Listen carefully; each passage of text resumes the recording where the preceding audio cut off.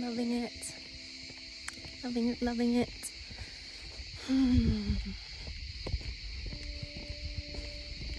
Taking a walk, an hour walk from Ikaria to Caprese Beach, I think it's called, in Ikaria, Greece. I'm here alone. I wouldn't say alone, I'm here solo. Feeling blessed, feeling happy, feeling safe. Whoa.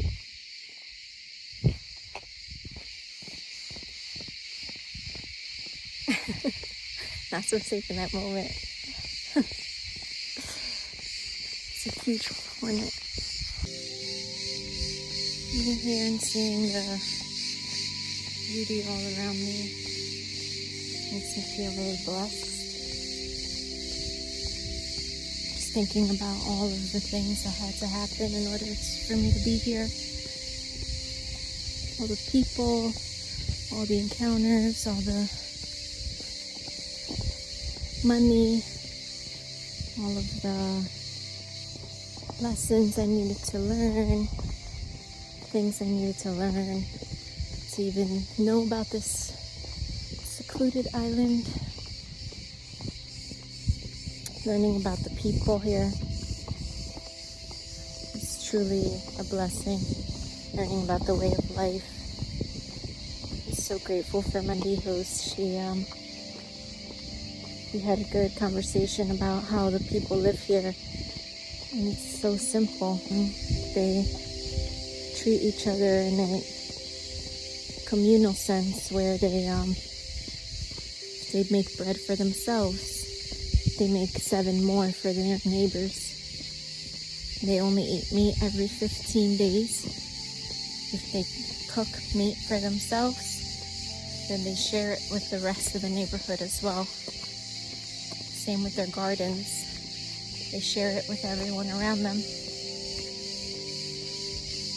So no one ever goes hungry. No one is ever lacking, because they're helping and feeding each other. There's even a well in the middle of the city that has fresh water anytime you need it. They used to ride in donkeys until 1982. They got electric. They didn't have electricity until 1982. She remembers her kid, who's now in her 30s, her daughter, raising her, and them having to light lanterns, oil lanterns at night for light, when her daughter was only 3 years old. Right now I'm walking one of the main roads from Ikaria, which is a pretty far town, into one of the beaches. This is what it looks like. Going down there.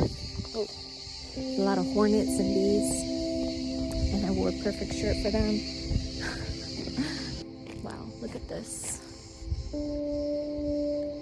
It's just marvelous. Oh, wow, beautiful. So beautiful. I'm so grateful, so grateful. So grateful to be here. So thankful. Another time, just pure magic. I was getting off the airplane, and this lady, she was sitting next to me on the plane the entire time, and I was just drawing and minding my business. We get off the plane. She's trying to get her luggage, but she can't. She keeps missing it, so it comes up to me. I was waiting for my luggage on the baggage claim thing, and I help her with it and bring it out. And then she asked me, "Hey, how are you getting to your place?" And I guess she could tell that I wasn't from there. And she spoke English, and I told her I was going. I'm just gonna look for a taxi. I didn't really have a plan. And apparently you need to order a taxi here. You can't just get a taxi. So she was like, oh, okay. And I didn't know this at the time. She said, oh, okay, well, I rented a car. Maybe if it's on the way, I can take you. I was like, oh, wow, thank you so much. And I go outside, and she gets her car. Apparently it's not on the way, but the guy who brought her car is also a taxi driver, and he gave me a ride all the way to Aretausa, where I'm staying. So it's just like felt like serendipity. Like, I didn't get stuck at the airport. My host has been so loving, so helpful.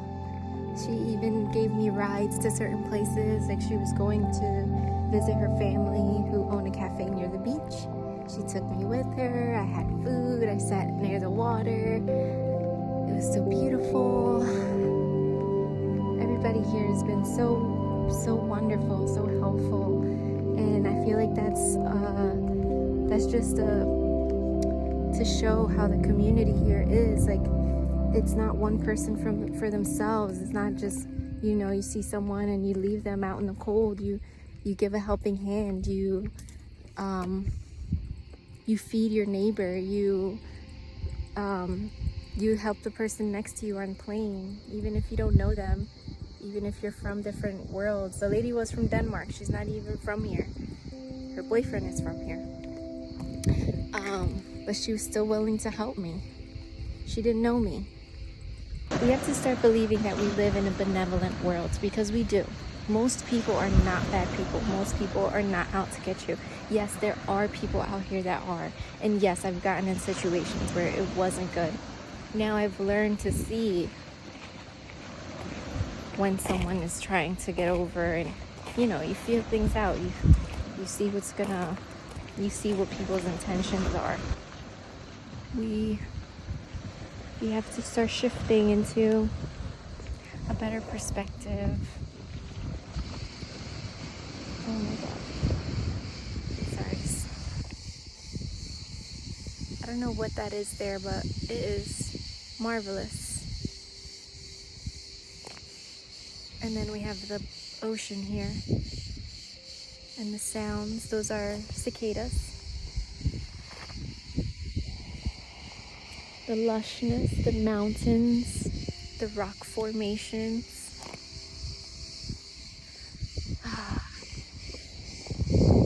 There were goats on the side of the road yesterday. They were so cute. And I saw a cow.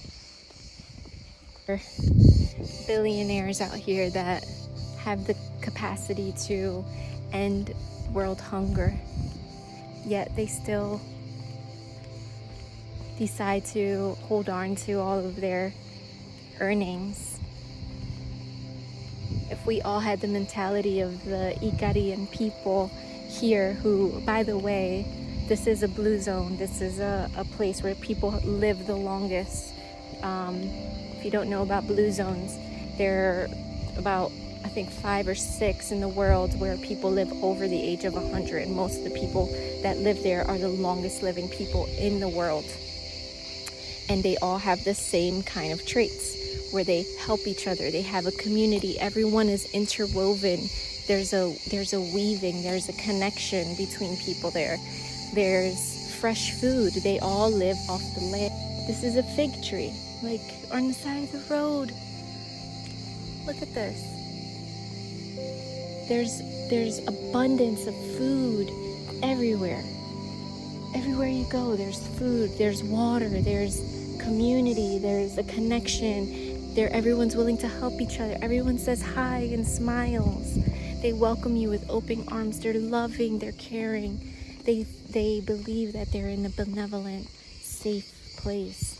And that's what they've created here. A safe, benevolent place. And the other thing about the culture is that they haven't been, I've noticed on other Greek islands, they're a little bit more hesitant, avoiding eye contact. They don't smile. And I asked my host about that, and she said it's because they've been affected by refugees, war, and other terrible things that happened in their culture and their history that integrated with their belief system and made them feel like they had to shield and protect themselves. And that causes them to be very closed, very I don't know, even the islands the other islands I went to don't seem as lush. Their land seems more desert-like from the people as well. Like they're not as full. They're more reserved and inside. And it's just a perfect example of how we can open ourselves up and help each other and know that everyone wants to help you. It's in our nature. We all want to help others, and we feel good when we help others. So the secret is opening up to that. Opening up to eating natural.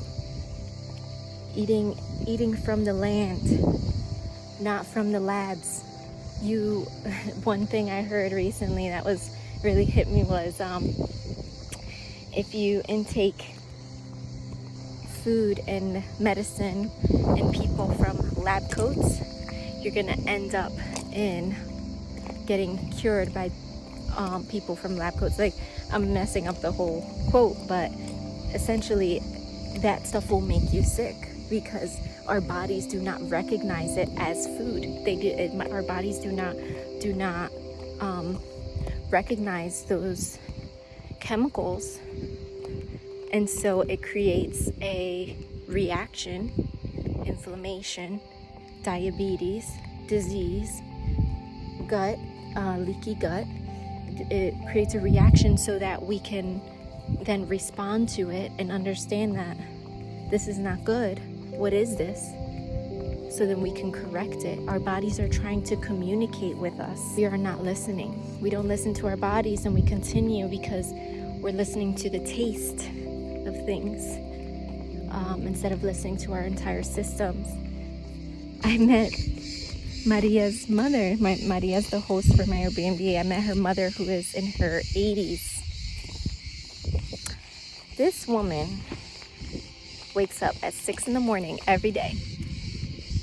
She tends to her garden.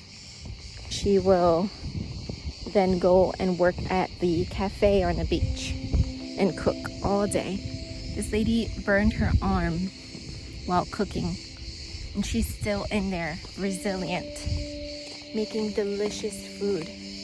I had this traditional Ikaria dish with potatoes and tomatoes and onions and peppers, and oh my god, it was so delicious. It was vegetarian. Mind you, they don't eat meat every day, so they have some really good vegetarian food here. It was so delicious, so filling. And this lady is 80-something years old, and she's in the kitchen cooking, working. After she works, she goes back home. She finishes her home duties. She tends to her garden, gets her fresh foods and vegetables, whatever she needs, and doesn't go to bed until after 12. This lady is a workhorse at 80-something years old. And Maria was saying, if I did all that she did in one day, I would be tired by afternoon. She does take a rest in the middle of the day. And that's one thing that I learned in all European countries. They stay up late, wake up early, but they always take a nap in the middle of the day, which makes so much sense. We all get that tired feeling around 2-3 o'clock. It's our natural rhythm. But it just made me realize in the US how I was working at my cube all day and without a break, and I was mentally exhausted. And when I got home, I didn't feel like doing anything. I just wanted to rest, but I had to cook dinner, clean, get the baby, go get her from daycare, give her a bath, read her a story, put her to bed, and then clean more. And get myself ready for bed. And by the time I went to sleep, woke up and did it all over again. It was like I was in a mental prison because I didn't have time to think. I didn't have time to reflect. I didn't have time to consider what other things are out there. And I just couldn't even fathom what it would be like to not live that life because everyone around me was also living that life. And it got to a point where I knew there had to be more. I knew there had to be more. I knew this wasn't the point of my existence. That wasn't the point of my existence. I learned. I spent 11 years in that place, and I was able to save money. I was able to make a living. I was able to buy a house, take care of my child, live in the States where it's convenient and comfortable. I was able to go out and enjoy nature at the same time. I had my vacations, and I'm able to have money to do all these types of things and get on here and talk to you. I have a phone. People here don't have phones. People here, some of them don't have cars. Grateful for my life, but I'm also learning at the same time how to integrate those two things, how to integrate that comfortability, that sense of convenience with that natural rhythm of living. Oh my God. That's a goat. Scared the crap out of me.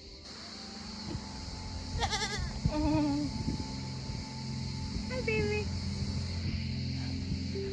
Oh my God, that scared me. Sounds like it's talking. Hi. I thought that was a baby crying for a second. I was like, what the hell? Oh, butterfly, another butterfly. You can see it. Oh shoot, a hornet. Look at the goat up there. Hi, goat.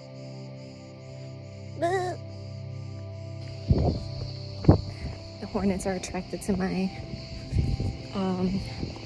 yellow attire. Didn't realize this was probably not the best color, but it's all good. Oh, here we go. Yeah, so sorry, I speak English. I'm going to Ikaria, the beach. Sí, Ikaria, sí. Sure. Thank you.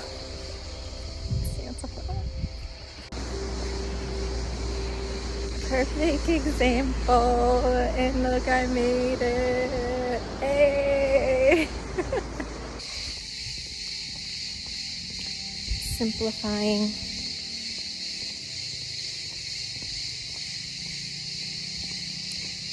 And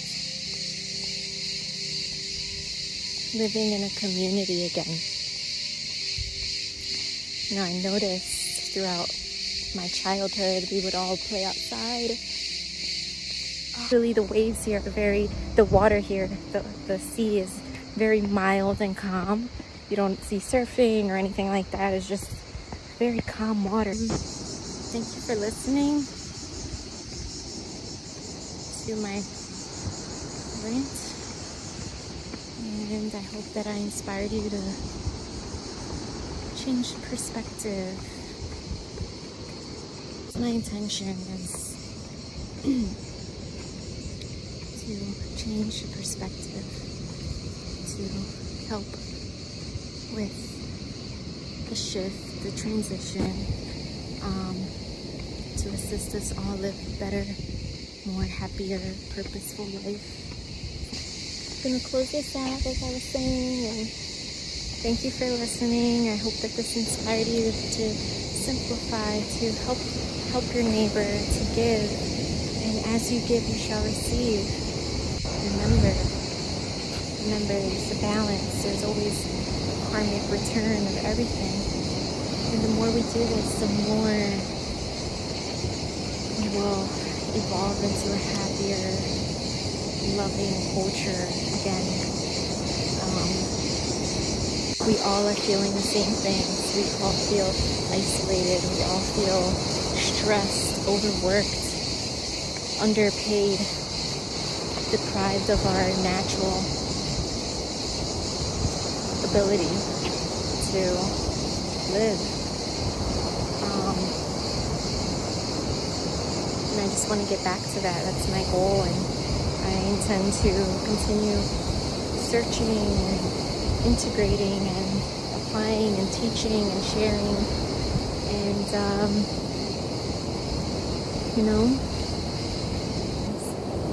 grateful.